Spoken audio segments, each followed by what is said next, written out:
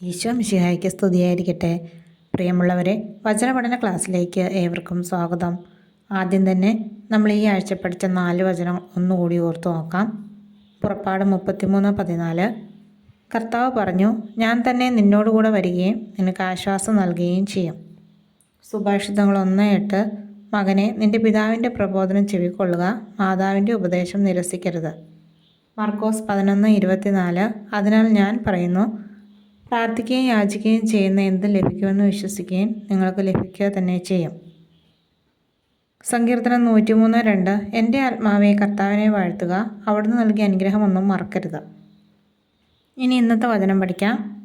മത്തായി 5:44. എന്നാൽ ഞാൻ നിങ്ങളോട് പറയുന്നു, ശത്രുക്കളെ സ്നേഹിക്കുവിൻ, നിങ്ങളെ പീഡിപ്പിക്കുന്നവർക്ക് വേണ്ടി പ്രാർത്ഥിക്കുവിൻ.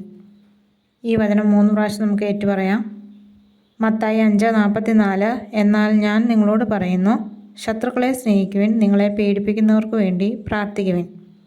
മത്തായി 5:44. എന്നാൽ ഞാൻ നിങ്ങളോട് പറയുന്നു, ശത്രുക്കളെ സ്നേഹിക്കുവിൻ, നിങ്ങളെ പീഡിപ്പിക്കുന്നവർക്ക് വേണ്ടി പ്രാർത്ഥിക്കുവിൻ.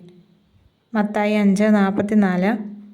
എന്നാൽ ഞാൻ നിങ്ങളോട് പറയുന്നു, ശത്രുക്കളെ സ്നേഹിക്കുവിൻ, നിങ്ങളെ പീഡിപ്പിക്കുന്നവർക്ക് വേണ്ടി പ്രാർത്ഥിക്കുവിൻ. ഈ 5 വചനങ്ങളും എല്ലാവരും ബുക്കിലേക്ക് എഴുതാൻ മറന്നു പോകരുത് കേട്ടോ. മറ്റൊരു വചനവുമായിട്ട് നാളെ കാണാം. ദൈവം എല്ലാവരെയും അനുഗ്രഹിക്കട്ടെ.